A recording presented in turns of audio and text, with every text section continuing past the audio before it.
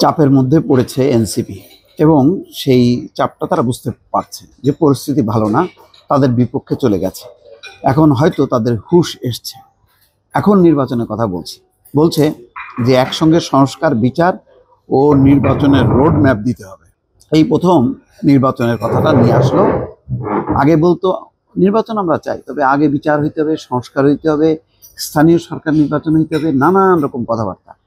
এখন চাপে পড়ে কিন্তু এনসিপি বুঝতে পারছে যে তাদের অবস্থা খারাপ। এখন ডক্টর মোহাম্মদ ইউনূস যদি পদত্যাগ করে তাহলে তো কোনো খোঁজ পাওয়া যাবে না তাদেরকে। আর যদি দুজনকে যদি বের করে দেয় উপদেষ্টা পরিষদ থেকে, তাহলেও তারা ক্ষতিগ্রস্ত। থাকলেও তারা এখন তাদের বিপক্ষে চলে গেছে।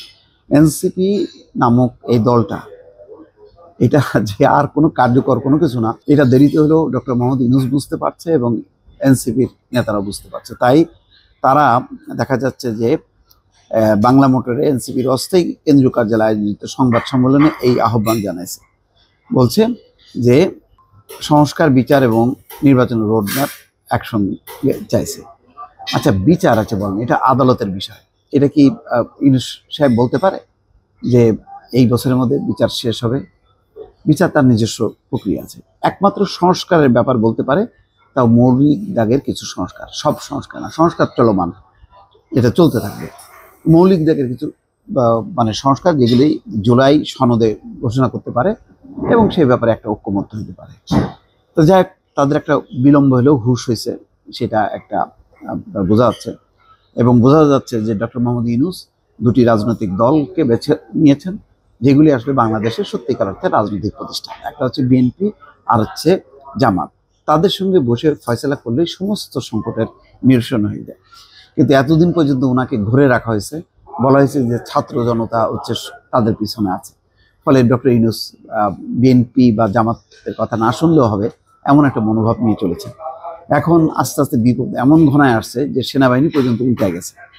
তো ইউনূস দেখতেছে বিপদ, আর ওই এটা করব, সেটা করব, বন্দর করব এবং করিডোর করব, এই সংস্কার, ওই সংস্কার, এই সমস্ত জন্য ওনাকে আর সময় দেওয়া হবে না। ওনার নেতৃত্বে একটা নির্বাচন হবে এবং সম্ভবত যেটি শোনা যাচ্ছে রাজনৈতিক মহলের ধারণা যে জানুয়ারিতেই নির্বাচন হবে। ডিসেম্বরে বললে আবার মনে হবে যে বিএনপি দাবি মেনে নিল। ডিসেম্বরের আমার ধারণা যে জানুয়ারির প্রথম ভাগে, মধ্যভাগে, অর্থাৎ 15 তারিখের মধ্যেই একটা নির্বাচনের প্রস্তুতি নিচ্ছে এবং সেটা হলেই আপাতত সংকটের সমাধান হবে। সব রাজনৈতিক দলকে দায়িত্বশীল আচরণ করার প্রয়োজনীয়তা তুলে ধরে আলোচনার মাধ্যমে দ্রুত সমস্যার সমাধানের আহ্বান জানিয়েছেন দলটি। আস্তে আস্তে এনসিপির যেটা হবে, যে তার যে রাজনৈতিক একটা গুরুত্ব, সেটা একেবারেই থাকবে না। নির্বাচনের ডেট ডিক্লেয়ার করার সাথে সাথে যে রাজনৈতিক মেরুকরণ ঘটবে, সেই মেরুকরণে এনসিপি কোথায় থাকবে, তার কোনো কিন্তু টিকিটাও খুঁজে পাওয়া খুব কঠিন হয়ে যাবে। এইটা একেবারে অদূরদর্শী সিদ্ধান্ত যে এইভাবে রাজনৈতিক দল গঠন করা। এইভাবে রাজনৈতিক দল হয় না।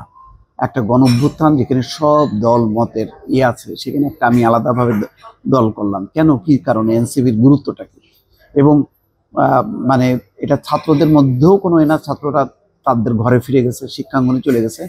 এখন মাঝখানে কিছু উচ্চাভিলাষ আছে যাদের, তারা করছে এবং গত 1 বছর 8-9 মাসের মধ্যে তারা সুনামের চেয়ে বরং বদনাম করা হয়েছে। এখন এনসিপি ঘটনা বুঝতে পারছে, এটা একটা ভালো দিক যে তারা পরিস্থিতি বুঝতে পেরে এখন রোড ম্যাপ চাচ্ছে তারা।